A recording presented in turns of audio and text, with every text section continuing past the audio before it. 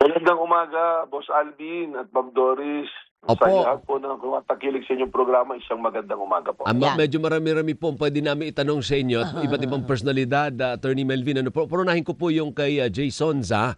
Kasi nabasa ko sa Opo. news item kanina, non-bailable yung kaso. Kaya sabi ko, Oo nga. nagtaka ako, paano naging non-bailable yung... Pakipaliwanag yung attorney, ano bang kaso nung Well- Jason Za at paano naging non-bailable?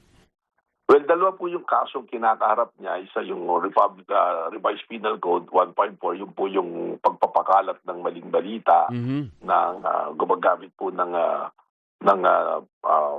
dokumento na sinasabing kabaligtaran. Ito na nga po yung pagpapakalat ng peking medical bulletin ng ating Opo. presidente. At yung pangalawa po, yung violation po ng cyber law natin. So, dalawang kaso po yan. At para po nga sa kaliwanagan, yung ating pong in-enforce na warrant dyan po sa kay Mr. Jason sa nakalagay po kasi roon na not bailable nakalagay. So may nakalagay po doon na ganyan. Pero ako nga po, from a point of view of a lawyer, lagi pong sinasabi kasi dyan, pag naglabas ng warrant, nakalagay dyan, no bail recommended or bail recommended for the amount of, ganyan po dapat. Oo. So medyo yan din po yung liliwanagin namin pag ipirinisinta po namin siya sa PAGTC Pasay sa Lunes. Oo. So may question din po yan kahit po kami sa NBI ay katanungan din po namin yan. Ano po? Opo, Kaya opo. naman po immediately first hour sa Lunes po pagbukas ng korte ay dadalhin po natin si Mr. Jason sa dyan para po ipresenta po doon sa korte. Ano So, po? ang ibig sabihin, Attorney Melvin, wala siyang choice ngayon kung hindi to stay in jail kasi holiday po ngayon, Sabado sa susunod na araw, Linggo, Lunes na po ang tsansa niya na makapagpiyansa kung allowed man. Opo. Maganda po yung pinuntun nyo yan, Boss Alvin, kasi tama po yan. Kung meron man pong pagkukulang dun sa warrant at hindi malinaw, hindi naman po magiging diferensya rin dun po sa pagkaka-detain po ni Mr. Jason. Kasi po, yun nga, nung na-enforce po yung warrant, gabi, alas 8 na po, sarado na po yung korte.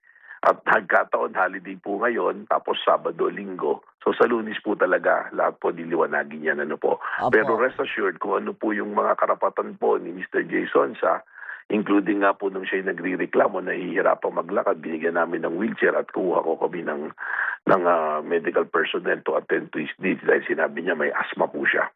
So, ang assurance naman po namin sa mga taga-suporta ni Mr. Jason at sa publiko po na siya po is taken care of by the National Bureau of Investigation po. Opo, pwedeng bisitahin siya ngayon itong over the weekend ng kanyang abogado o mga Pwede po kapamilya? yan. Opo, pwede po kasi entitled po naman sa lawyer. In fact, kasama po sa binasa sa Miranda rights po niya yan. Ano po. Opo. Okay. So ano nga ikamo yung kaso? Sorry, nalimutan ko. Cyber libel ba? At saka ano yung isa? Opo, cyber libel po at saka Revised Penal Code Article 154 po. Yun yung pagpapakalat ng maling impormasyon. Pagpapakalat po ng mali informasyon po. Ayan, okay. Sige. So, set aside na natin si Jason Za. Puntahan natin yung investigasyon ninyo, Attorney Melvin, dun sa sinasabing assassin ni VP Sara. Kasi maraming nagsasabi, Na? ano ba naman yan? Ang tagal na yan.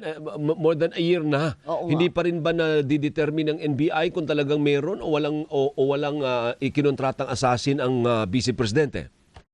Well, naunawaan ko po yan. Ano? May mga ilan nagsasabi, isang taon na isang taon pa yan, dapat na-identify na. Pero alam niyo po, yung mga ganitong klaseng krimen talagang mahirap naman pong ma-identify dahil that is very personal na usapan. Ano po. So, kailangan may leads, may magsalita doon sa nakaharap, may testigo, or yung gamitin po natin yung siyensya, yung forensics para ma-attempt natin yan. Alam mo nga po, yun nga pong pagkakapatay kay JFK, may nahuli pero hanggang ngayon may mga katanungan pa, hindi pa alam sinong mastermind. So, sobrang tagal na noon, Attorney Melvin. Sobrang tagal. Sobrang Hindi po tagal na. So, kaya ko po pinupunto yan. Ganun po talaga yung investigation eh. Talagang hindi. Si Percy Lapid po, di ba, pinatay na hanggang ngayon. Hindi alam sino yung gunman na talaga na may wanted niya si Bantag pero nagtatago siya. Hindi pa rin naman alam kung talagang yun yung kabuuan. Ano po? So this is an ongoing investigation. Ang sinasabi lang po natin dito, ang kinonsidera dyan, totoo ba? Seryoso ba yung threat? Nalaman na, andun na tayo sa stage na yon. Alam natin, totoo, seryoso. May kinausap ba? Naniniwala po tayo, may kinausap na, pinag-aralan po natin yung mga statement, kaya po nire-review yung mga video. At ngayon po, ang maganda, may lead po. which I cannot give details sino yung mga nagtuturo at sino yung mga tinuturo. Pero na-narrow down na po natin. Ninarrow down na natin. May mga ilang individuals na po tayong sinusundan at sinusurveillance para ma-identify natin kung sino mismo yung kinausapan no po. So talagang ganun po, yung law enforcement, kami po naghahabol eh. Oo. Mas siyempre po, yung naghahabol, mas mahirap para sa Tama. naghahabol kaysa nagpapahabol, hindi po Tama. ba? So, Opo. ganun po yung pangyayari nito. Pero So, eventually, Opo. we will siguro po, I cannot give so much details and I cannot identify the personalities, pero what I'm telling you ngayon po, umuusad po talaga at medyo mas mabilis po yung progress ng pag-identify po natin. Apo, meron kaya kayong time frame na pwedeng sabihin na isisiwalat nyo na kung sino itong kinontrata na assassin di umano? Mahirap pong magbigay ng time frame, Ma'am Doris, kasi it will create a pressure on the law enforcement. At the same time naman po, siyempre, hindi natin alam nga yung movement eh. Kung sigurado lang po tayo, baka pagbigay talaga tayo ng time frame. What I can assure you, every day po, nasa listahan po namin ito. Katunayan po, I'm personally attending to this. At meron po kaming mga personalities na kakausapin in the next coming weeks po para po ma-resolve namin po ito. Sige, Okay. set aside ulit natin yung assassin. Punta natin last na lang si former Congressman Mike Defensor. Pati pala si Mike Defensor kakasuhan attorney. Akala ko yung misis lang at saka yung anak. Well, kasi po ganito yan, no? Sabi ko nga, nung nag-file po kami nung Friday, last Friday ng kaso, kasi based po yun sa naging raid nung Tuesday, yung mga kinasuhan po dyan, yun yung sa pananaw ng investigador at ng NBI, ay malinaw po na mananagot sila sa kaso. We are governed by Memorandum Circular number 20 of the Department of Justice kung saan sinusunod na rin po namin yung tinatawag na reasonable certainty of conviction. So yung mga tingin po namin na hindi pa pumapasa doon sa standard na yon, na reasonable certainty of conviction, eh hindi pa po namin isinama. Pero ngayon po, we're making the case build up.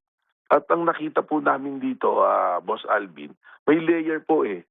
There are juridical corporations and personalities, the interlink, na nagpo-point out na they all know what's happening dun po sa Chicago KTV at sa Blue Hotel. Opo. So, Kaya po nababalita na si Congressman Mike Defensor will be part of the respondents po dito. So anong kaso niya lalabas?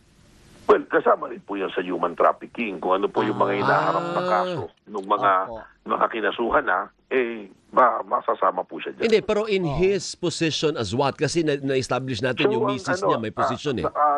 Andito po, kailangan mo i-drawing yung matrix eh. Yan pong property na yan, yung kung nasaan yung Clip Point Square na yan, ay nangungupahan pa, ang kasama po dyan, yung Innovative Corporation na yan, nangungupahan po sa Mid-Pasig Land Development Corporation. 1% owner of that property. Ang 99% po na property na yan, may-ari. Ang government po, sequestered property ng PCGG po yan. Oo. Tapos lumalabas po, Innovative, Clip Point Development Corporation, Sirin, Chicago KTV, yung mga officers and directors po intertwined. Kaya hindi po, yung after ng raid, hindi mo kagad sila makikita eh, na nandun yung kamay nila at kasama sila sa operasyon eh. Alright. Kailangan po na investigation build-up. Kaya mangyayari po dyan, direct filing po yan. Oo, pero Okay. sure tayo nakasali sa kakasuhan si Mike Defensor. Well, lumalabas po ngayon, initially dito sa investigation namin, 1 week na investigation na nire-report po sa atin naman nag-iimbestiga, talagang kahit saan pong linya doon, lumulutang po yung pangalan ni Mike Defensor. Opo. Pero ngumangawa po siya. Lahat na lang daw po ng kanyang mga negosyo at lahat po ng miyembro ng pamilya niya, nakakasuhan na. Dahil sa politika. Oo, politika lang. Hindi naman po lahat yung mga illegal lang po. Yung may mga illegal na ginagawa. Alam ko po yung sinasabi niyang isang ni-read po eh. Alam naman po natin, bawal na yung Pogo. Yung Pogo po, inisyuhan po ng Pigo. Ngayon, inoperate nila as Pogo. Sinasabi niya 5% lang siya. At na nga siya dahil baka daw gigipitin siya. Nag-divest. Nag-operate po ng illegal eh. Ano pong gagawin natin, Ma'am Doris, Sir Alvin? Hindi natin huhulihin dahil natatakot tayo sa sabihin pinopolitika siya. At ito po, human trafficking, malinaw na malinaw. itinatanggi niyang sila may-ari. 2019, nag-divest na raw. Itanong niyo po sa kanya, kanina niya dinivest, asa ng dokumento. Kami po hawak namin ng SEC documents po, ang registration from Pasig City Hall. Kaya po kung sa totoo, may mga nagkikriticize kay Mayor Vico na walang ginawa. Sa totoo po, tinulungan kami dito ng City Government of Pasig eh. Aha. Naka-hands-on po rito yung city administration ni Mayor Vico Soto. This is a joint effort, interagency po ito. Okay. Hindi lang po ito NBI, hindi lang po si Melvin Matibag ang gumawa nito. Nagkataon po ako yung nakaupo rito at nalumabas po yung mga illegal na ginagawa. Alam niyo po, sana po, hindi natin pinagbabawalan yung taong mag-criticize po sa gobyerno. That's part of the democratic process. Marami naman po nagkikriticize sa gobyerno eh. Pero kung may illegal kang ginagawa, panagutan mo. At pag pong meron pa siya sinasabing kahit sa Geneva Convention on the War, na may mga exempted, paggirahan. Sabi niya, exempted bang asawa niya, dapat sa pamilya niya. Eh yung dokumento po, nakalagay doon yung asawa at anak niya. Sino po may kasalanan na inilagay mo sa illegal na gawain yung pamilya mo, tapos pag nahuli, sasabihin mo, pinopolitika ka. Opo. Alam niyo po, kung sinasabi niya, nakakatakot, mas nakakatakot po yung sinasabi niya. Sabihin na po natin itong si ABCD, mga personalities to, na gustong gumawa ng illegal na gawain. Ano po? Illegal na gawain, talagang illegal, karumal-dumal na gawain. Nag-operate ng business na talagang illegal, alam natin. Tapos, ang gagawin nila para may depensa sila, magkikriticize sa gobyerno. Para pag hinuli sila ng NBI o ng PNP, sasabihin nila, kaya kami hinuhuli, hindi illegal yung gawain namin kasi nagkikriticize kami sa gobyerno. Hindi po ba mas nakakatakot yun? Kung illegal na nag-iisip at ang gagawin na lang maglumaban sa gobyerno para pagka hinuli sasabihin illegal. Opo. Hindi po Sige, ba? tama yun, Politika, tama. Depensa. Opo. Thank you, Di ba sir. politika magiging depensa? Hindi po ba?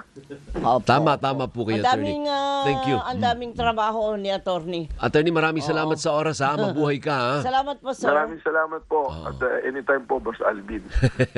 Nahiya na nga ako sa iyo. Thank you. Maraming Thank you. salamat po. Mabuhay ka. Anytime po. Maraming salamat Mabuhay po, ka. Ma'am Thank you. Doris, at sa lahat po ng Salamat. tumatangkilik. Thank you. Mabuhay. Si Attorney Melvin Matibag, ang director po ng National Bureau of Investigation. Ano partner, makwento ko lang si Matibag, noong nasa Transco yan, isa din yan sa pinaka-accessible. Ang mga talaga? pag magte-text ka dyan, boss, pwede bang dumaan? Oo. Pwede. Bukas, parang Yak-yak karinderya agad, oo. bukas. Yak-yak agad. Ay, mabuti sa ganon. Yung Hindi, mga- accommodating sa mga Accommodating. mamahayag. Kapag Very good. kaya ng schedule, magbibigay ng oras si very Matibag good. para sa'yo. Kung kaya ng schedule. Oo. Siyempre, hindi naman all the time kaya. Kaya Correct. pagbibigyan mo rin siya pag may ginagawang trabaho. Ano po Okay. Teka muna partner, si Vian Avellanosa, yung pasimuno ng Aldor. Oh. Kahit tayo naghiwalay na dahil siyempre pinagpalit mo ko sa mas bata, Oo. Oo. wala man lang pasubali. Ano sabi niya? Ay, gusto ko kayong padala ng chicharong baboy Wow. from Bulacan. Saang address ko ipadadala pero next week na kasi magluluto pa kami. Ang tanong, pwede ba ito sa sitwasyon mo? Ang chicharong baboy? Oo naman. Doc! Ang lakas ng loob mo makadeklarang pwede naman ha. Kung meron pang sausawan na masarap. Naku po, Diyos ko po.